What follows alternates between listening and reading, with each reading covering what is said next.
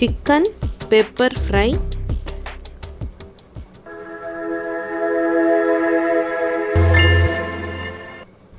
ஒரு கடாயில் வந்து எண்ணெய் 1 டேபிள் ஸ்பூன் வந்து சேர்த்துருக்கேன். எண்ணெய் காஞ்ச உடனே ஒரு அன்னாசி பூ, பட்டை, 2 ஏலக்காய், 2 லவங்கம், ஒரு காஞ்ச மிளகாய் சேர்த்துக்கலாம். அது லைட்டாக வதக்கி விட்டுட்டு சீரகம் 1/2 டீஸ்பூன் சேர்த்துக்கலாம். சீரகம் நல்லா பொரியட்டும்.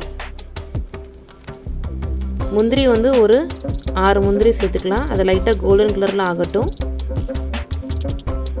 இப்போ மிளகு வந்து 1/2 டீஸ்பூன் நான் சேர்த்துக்கிறேன். மீதி 1/2 டீஸ்பூன் வந்து அப்படியே வைங்க. நான் ஃப்ரெஷ்ஷாக இடித்து சேர்த்துருக்கேன். இப்போ டேஸ்ட் நல்லாயிருக்கும். வெங்காயம் ஒரு பெரிய வெங்காயம் ஃபைனாக சாப் பண்ணதை சேர்த்துக்கலாம். பச்சை மிளகா ஒரு 3 சேர்த்துருக்கேன். ஸ்லிட் பண்ணி சேர்த்துருக்கேன். இது நல்லா வதங்கட்டும். வெங்காயம் வந்து நல்லா கலர் மாறட்டும். கருவேப்பிலை வந்து கொஞ்சம் சேர்த்துக்கலாம். ஃப்ரெஷ் கருவேப்பிலை சேர்க்கும் போது வாசனை நல்லாயிருக்கும். இப்போ வதங்கிடுச்சு வெங்காயம். இஞ்சி பூண்டு பேஸ்ட்டு 1/2 டீஸ்பூன் வந்து நான் சேர்த்துக்கிறேன். அதையும் நல்லா வதக்கிக்கலாம். அந்த ராஸ்மல் வந்து போகணும். இப்போ நல்லா வதங்கிடுச்சு.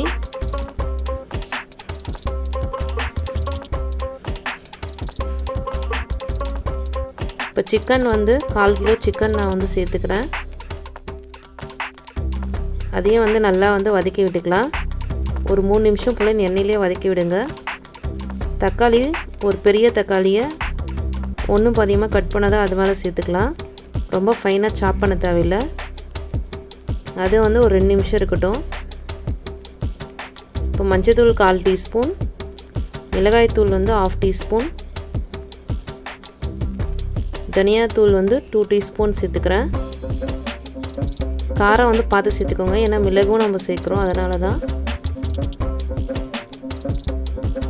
இப்போ இதுக்கு டிஷ்ஷுக்கு தேவையான அளவு உப்பு சேர்த்துக்கிறேன்.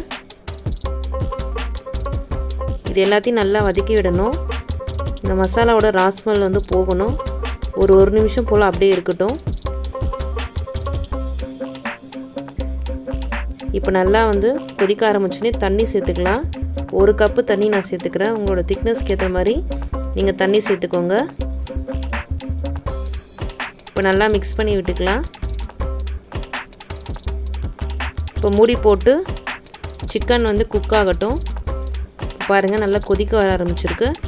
அப்பப்போ நடுவில் எடுத்து கிண்டனா போதும்.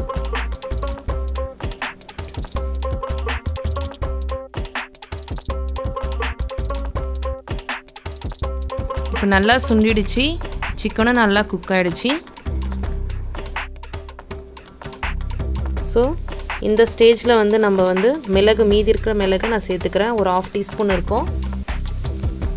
அதையும் சேர்த்துட்டு நல்லா மிக்ஸ் பண்ணி விட்டுக்கலாம்.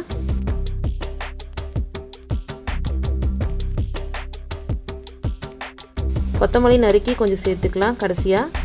நம்மளுடைய சிக்கன் பெப்பர் ஃப்ரை வந்து ரெடி ஆகிடுச்சு. கண்டிப்பாக ட்ரை பண்ணி பாருங்கள்.